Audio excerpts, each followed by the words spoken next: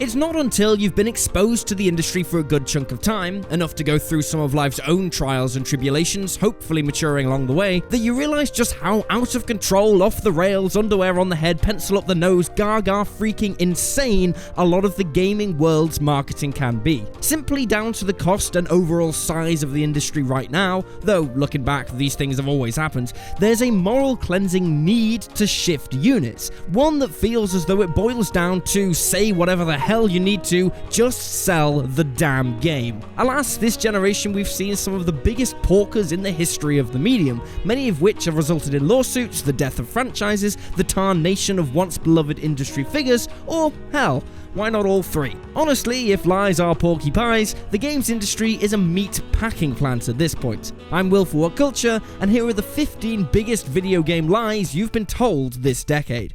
15. Mark Hamill will not be returning as the Joker in Batman Arkham Knight. Remember that incredibly momentous final scene in Arkham City where, for one of only a handful of times in the character's history, Batman actually didn't save the day. Instead, thanks to Joker stabbing him, Bats dropped the vial of Joker's cure, leaving him to literally laugh himself to death. In the run-up to Arkham Knight, we were told repeatedly, over and over and over, that Mark Hamill was not returning as the Clown Prince, and that the titular knight himself was also not an established character from the Arkham series. Except he was. Spoiler alert, it was Jason Todd. Big surprise, whatever, yeah. But as for the Joker, it turns out that Hamill had been fibbing for years too, as not only was Joker in the game, but thanks to Bruce Wayne's fractured psyche, he literally saw him everywhere, meaning we got a lot more Joker than the last two games combined. It's not a bad thing, seeing as Hamill's Joker is amazing, but still, a whopping stinker of a fib nonetheless. 14. The Xbox One's KINECT worked as advertised. So, Microsoft have done their darndest to wash away all memories of the horrendous KINECT. After numerous quote-unquote demonstrations showing off the power of the KINECT, expanding and contrasting various application windows and viewing screens, and promising a revolution in gaming technology everywhere. The launch day arrived and hundreds of Xbox Ones couldn't recognize voices or hand gestures to save their lives. Thus, after a year of Microsoft insisting that the KINECT was an integral part of the Xbox One experiences, they gutted the thing from their bundle deals, reorganized the dashboard, commissioned the Xbox One S and Xbox One X, and never looked back. Ironically, of all people, it's now Microsoft themselves who don't recognize the KINECT. 13. Every pre-launch trailer for Aliens Colonial Marines. Okay, so it's a trailer's job to make a game look good, even if the game actually sucks, which this game does. Still, the difference between the marketing, trailers, and release was so staggering for Colonial Marines, it resulted in an extremely costly lawsuit between Gearbox and its publishers, Sega. And when your own publishers are the ones suing you, you know you screwed up pretty damn bad. There's putting a pleasant spin on a game, and then there's outright lying. And these trailers, well, they made P.T. Barnum look like an honest chap. What, you don't like that reference? Read a history book. 12. Crackdown 3 would run using the power of the cloud. Alright fellas, be honest. Do you know what powered by the cloud even means? I mean, I don't mean in theory, because we all know that in theory, Microsoft had commissioned some stupidly expensive cloud farm of servers that would apparently help render games alongside physical hardware. But just how in the blue hell does that ever get past the discussion stage? I mean, were they going to stream in the backgrounds whilst the game handled characters and weapons? What happens if you have an internet shortage or the connection goes even slightly spotty? Microsoft were remiss to comment on this after the first reveal, and suffice to say, in the years that follows, we heard next to nothing about whether or not Crackdown 3 even existed. It was re-revealed at E3 2017, though it happened to look exactly the same as before, and the whole cloud processing thing was nothing more than hot air. 11. Almost everything about the OUYA. There was a time where it felt like the OUYA could actually be a thing. I know, hear me out. So you had a console that was completely moddable out of the box, welcoming tinkerings from those with the know-how, and had the complete works of every console in history ready to be loaded on, and with such momentum would surely get all the AAA publishers on board as well. A perfect controller, minimal size, speedy process. What? Oh, it was all a lie? All of it? And this groundbreaking console was just a mobile phone chip in a glass case. What? They managed to squander $8.5 million on prototypes. Yes, unfortunately, it turns out even 63,416 Kickstarter backers can indeed be wrong. 10. Halo 5 will let you hunt the truth behind Master Chief vs. Spartan LOCKE. Now, this is something that was just straight up miscommunication, as though the coding wing of 343 Industries sent but the barest of memos to their advertising department, and you could tell nobody knew how to stop the resultant juggernaut that bolted from the gates. Because we ended up with a final product that had literally nothing in common with what was advertised. What Microsoft and 343 did talk about, or rather alluded to, was a hidden story of why newcomer Spartan LOCKE was hunting down Master Chief. In parallel marketing campaigns, we saw LOCKE get the better of Chief, or vice versa, and they had plenty of hashtags and forums debating fan theories. What could possibly be this hugely personal reason behind Chief making his first notable enemy, and who would emerge victorious? Well, the reason was nothing. Turns out, at one point, Chief asks to chase down a lead on Cortana. His superiors say, "We'd rather you didn't." LOCKE is dispatched to chase him down. They tussle for literally about 2 minutes, make up, and are friends for the rest of the game. Hunt the truth was the tagline they used, and the truth is, you should never trust Halo marketing ever again. 9. Peter Molyneux and the GODUS project. You could call Peter Molyneux's career a fall from grace, though if you go back into the annals of gaming history, you only find more and more examples of when he spewed out nothing but utter toss. His latest steaming pile of nothingness came in the form of GODUS, a game tied to a mobile app called Curiosity, where whoever tapped away enough to get to the center would become a god in the full game. How does it work? F*** knows, because clearly nothing had been thought through. Winner Brian Henderson was simply flown to the studios of 22 Cans and allowed to play a broken alpha build, with the resulting series of actions being nothing short of an insult for both Henderson and the game's 17,184 Kickstarter backers. 8. Microsoft saying, "Everything is hardwired, we can't change our policies." The tail end of 2013 was literally a series of Microsoft attempting to throw curveballs, only for Sony to slam them straight out of the ballpark.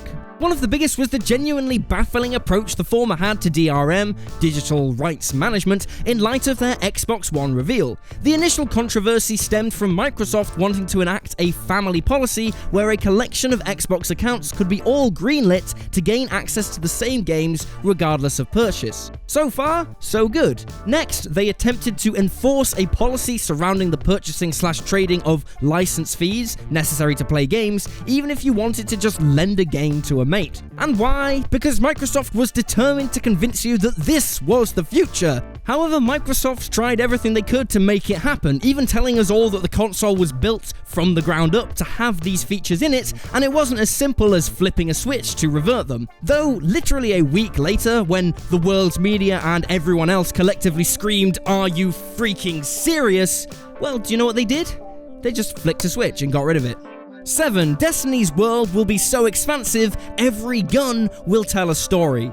Thanks to a fantastically revealing expose from Kotaku as to the reality of making Destiny, we now know the game was completely gutted mere months before release. Still, it didn't stop Bungie and Activision selling a lie to the general public, talking about how the game was so expensive, every gun will have a story, even using footage from the cutscenes that included characters nowhere seen in the final product. Destiny even opens with a character saying, "Don't have time to explain why I don't have time to explain," being ever more on the nose once you realize just what fresh hell the development team went through. But that doesn't change the reality of just how much content wasn't present in the base game of Destiny, as it would take a string of DLC packs and a solid year's worth of patches and community feedback to just barely make Bungie's latest a respectable investment. 6. Watch Dogs' immense graphical downgrade.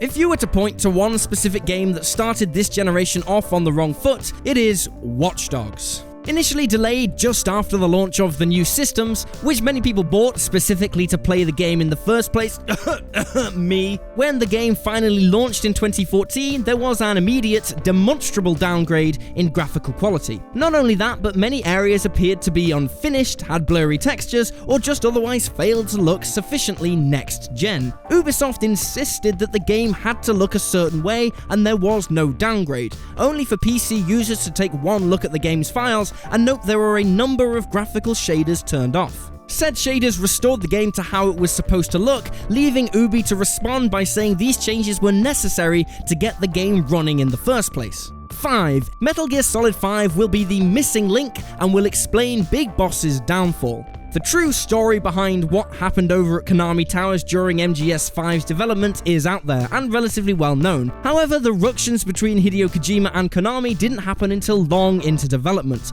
long after the crux of what MGS5 is had gone out. Which is to say, MGS5 was supposed to be the missing chapter between MGS Peace Walker and the original Metal Gear on the MSX. Aiming to show just what happened to the otherwise heroic Big Boss in between games, would assumedly get shown some pivotal events that twisted his mind into a nuclear weapon possessing madman. Except, well, we got nothing of the sort. The Phantom Pain just up and did away with the thrust of its marketing, instead spilling a pointless yarn about how there were always two big bosses and how you were a clone helping the real version from the later games. After the credits, we were no further forward at all, and if not for MGS5's genuinely awesome gameplay, the game would have face-planted the floor entirely. 4. The completely basic Play Now console guarantee. Why do we play on consoles? Like, over time, why do the majority of people choose to game on what's meant to be a plug-and-play system? It's convenience, right? Any gamer born before the 2010s will remember how much the general gaming populace would decry PC gamers and laugh at their pathetically elongated install times. Why would I bother playing on PC, we'd say? I'll be waiting the rest of the day to play. Alas, what fools we were, because that is exactly what we have to do anyway now. The reality is, big publishers and developers of the world are more than happy to churn out half-broken games in need of day one patches, stupidly long installations, or any number of bolted-on extras. This generation, far more than any before, were promised faster, instant-on access to our libraries, yet day in, day out, we're forced to wade through any number of pop-ups and loading bars just to get started. 3. You'll be able to find other players in No Man's Sky. Who would have guessed that, in the very end, No Man's Sky would be remembered for a galaxy-sized lie rather than a fully interactive galaxy of possibility? Yes, there were naysayers all along, but nowhere near enough of them, as creative director Sean Murray continued to tell whopper after whopper, and it came to a head, literally, on day one, as two different players managed to travel to the same spot with the intent of meeting up, something Sean Murray said you could do, only for nothing to happen. Thus, the monumental mix-up was only the beginning. It emerged that not only was there no way for the game's servers to sync to two different experiences in real time, but our character models didn't even exist. Factional warfare, space dogfights, downed spaceships, and other multiplayer interactions, none existed in the final game. If it was anything else, or if No Man's Sky had been advertised as the ambitious indie project it always was, the genuine anger surrounding post-release might have abated, but, as I'm sure you well remember, it was quite the opposite. 2. Mass Effect 3 will not be an A, B, or C ending. There's embellishing and there's over-exaggerating, and there's the absolute maelstrom of mismarketing feces that was the run-up to the release of Mass Effect 3. The outcry was so bad, so over-the-top, and so unprecedented, it firstly got EA labelled worst company in the world by Consumerist, and second, caused possibly the biggest investigation on behalf of any fanbase to highlight every last lie that was told. Here are just a few highlights, taken from key BioWare personnel, all pre-launch. Quote, "There are many different endings. We wouldn't do it any other way. How could you go through all 3 campaigns playing as your Shepard and then be forced into a bespoke ending that everyone gets? But I can't say any more than that." That was Mike Gamble talking absolute crap. I'm always weary of saying there are optimal endings because I think one of the things we try to do is make different endings that are optimal for different people. That was Mac Walters also talking absolute crap. You'll get answers to everything. This was one of the key things. Regardless of how we did everything, we had to say, yes, we're going to provide some answers to these people. That was Mike Gamble again, once again, talking crap. 1. Microsoft literally buying positive coverage for the Xbox One. This one really makes you wonder, did Microsoft know they'd dropped a clanger of a press conference far before the rest of the world reminded them? It certainly feels that way in retrospect, as once one YouTuber blew the whistle on the partnership between Microsoft and Machinima, tons more started coming out of the woodwork. An excerpt from the tantalizing offer that was sent to many of Machinima's YouTubers, who were supposed to be equal opportunity reviewers or trusted sources, details how Machinima were actively able to offer more money to their personalities if they said nice things about Xbox products. One of the fees came down to an extra $1 per 1,000 views, and you only need to look at the average YouTube view count to see just how much money was being handed back and forth. It was a truly manipulative way to infiltrate the world of YouTube and its influences. The end result being viewers getting Xbox Ones and certain respective games recommended with less than honest intentions. Feel free to share any more stinkers in the comments down below, and drop this video a like if you enjoyed it. You can also drop me a follow on Twitter at @USlyDogU, and subscribe to WhatCulture Gaming for more content just like this every day. I'm Will for WhatCulture, thanks for hanging out, and I'll see you next time.